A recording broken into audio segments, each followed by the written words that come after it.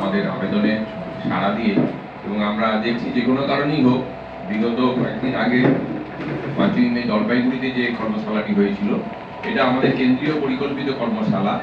এখানে জলপাইগুড়িতে হয়েছিল বলে জলপাইগুড়ির নামটা ছাপা হয়েছে। সামগ্রিকভাবে এটা কেন্দ্রীয় যে কার্যকরী সমিতি আছে তার দিক নির্দেশ ক্রমে সম্পাদক মণ্ডলী যেভাবে পরিকল্পনা করেছে সেই রকমভাবে এই গুচ্ছ কর্মশালাটি অনুষ্ঠিত হচ্ছে। এবং সেখানে আপনারা সকলে, জলপাইগুড়িতেও খুব সফল কর্মশালা হয়েছে শিলিগুড়ি, কোচবিহার, জলপাইগুড়িকে নিয়ে।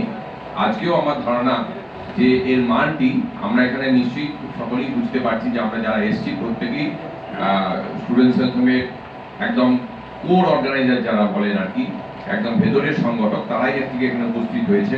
সুতরাং আমরা প্রতিটা মুহূর্তকে ব্যবহার করার চেষ্টা করব যাতে এই প্রতিটা মুহূর্ত আগামী দিনে স্টুডেন্ট সেলফের বিকাশের ক্ষেত্রে গুরুত্বপূর্ণ ভূমিকা পালন করে দিই।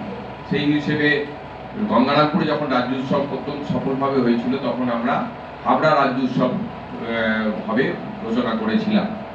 কিন্তু আমাদের কৃষ্ণনগরে পরবর্তী রাজ্য উৎসবটা তারা নিজেরাই তাদের 25 বছর পূর্তি হিসেবে তারা সেটা দায়িত্ব চেয়েছিলেন। কিন্তু পরবর্তীতে তাদের সম্পাদক খুব গুরুতর অসুস্থ হয়ে পড়ে এবং সেখানে একটা সাংগঠনিক পরিবর্তনের জন্য কৃষ্ণনগর একটু পিছিয়ে যেতে বাধ্য হয়।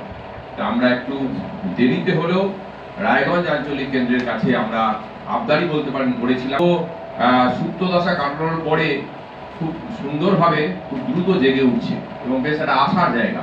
এবং রায়গঞ্জে আমি যতটুকু জানি যে আমাদের সারা পশ্চিমবাংলায় স্টুডেন্ট সেলফের অনেক জায়গাতেই অনেক কেন্দ্র আছে, এমনকি আমাদের মূল কেন্দ্রতেও এত সুন্দর চিকিৎসকদের যে একটা সমর্থন, এটা খুব কম আঞ্চলিক কেন্দ্রই পেয়ে থাকে। এখানকার চিকিৎসকদের জন্য চিকিৎসক হিসেবে আমার গর্ব হয় যে তাদের শত ব্যস্ততা সত্ত্বেও এখানকার আমি জানি দিকপাল চিকিৎসকরা স্টুডেন্ট সেলফের পিছনে কিভাবে দাঁড়িয়ে আছেন, যাদের নামে এই সমস্ত পার্শ্ববর্তী জেলাগুলোয় যাদের অ্যাপয়েন্টমেন্ট করে দেওয়ার জন্য আমার কাছে ফোন আসে যে ওনার একটা অ্যাপয়েন্টমেন্ট যদি করে দেওয়া যায়, তারা এখানে স্টুডেন্ট সেলফের পিছনে শক্তিশালীভাবে দাঁড়িয়ে আছে। এটা আমাদের কাছে একটা বিরাট প্রাপ্তি, বিরাট গর্বের বিষয়। সঙ্গে রয়েছেন আমাদের মাননীয় অধ্যক্ষ, তাদের মতো ব্যক্তিত্বরা রয়েছে এবং সেখানে আমরা দেখেছি এবং এখানে বিশিষ্ট সংগঠকরা আছেন। সমরদা অনেকদিন পরে স্টুডেন্ট সেলফে আবার হাল ধরতে রাজি হয়েছেন। সবাই মিলে ঝাঁপিয়ে পড়ে রায়গঞ্জ আঞ্চলিক কেন্দ্রকে খুব দ্রুত আবার একটা নতুনভাবে যেন একটা প্রক্রিয়ার মধ্যে নিয়ে আসতে পেরেছি। সেই জন্য আমরা রায়গঞ্জ আঞ্চলিক কেন্দ্রকে একটু অসহায় অবস্থার মধ্যে আমরা আবেদন করেছিলাম যে এবছর রাজ্য উৎসবটা রায়গঞ্জে করা যায় কিনা। তা প্রাথমিকভাবে সমরদা সময় নিয়ে সংগঠকদের সঙ্গে আলোচনা করে তিনি আমাদের কাছে জানিয়েছেন যে রায়গঞ্জে স্টুডেন্ট সেলফের এবছর রাজ্য উৎসব রায়গঞ্জে হবে। বলেছি ওনাদেরকে। এবং তারপরের বছর হচ্ছে স্টুডেন্ট সেলফের 75 বছর। তা আমরা কলকাতায় কেন্দ্রে করার আমাদের ইচ্ছা আছে, যেহেতু 75 বছরের উৎসব। তা সেই জন্য আমরা রায়গঞ্জে, এবং আমরা আশা করি রায়গঞ্জে যথেষ্ট ভালো মানেরই উৎসব হবে, গঙ্গারামপুরে যেভাবে হয়েছিল।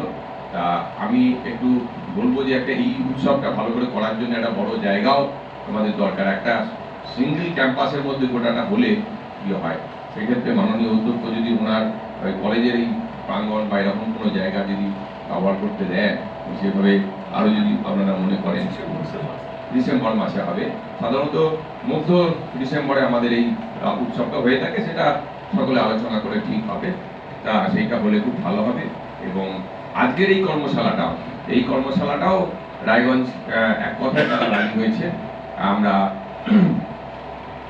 সেই জন্য আমরা বিশেষভাবে তাদের কাছে ধন্যবাদ দিচ্ছি। বালুরঘাটও রাজি হয়েছিলেন, কিন্তু বালুরঘাট আর যাই হোক এখনো প্রস্তুতি কমিটির পর্বে আছে। সেই জন্য আমরা কেন্দ্র থেকে সিদ্ধান্ত নিয়েছিলাম যে রায়গঞ্জে যখন রাজি হয়েছে রায়গঞ্জেই কর্মশালা হোক।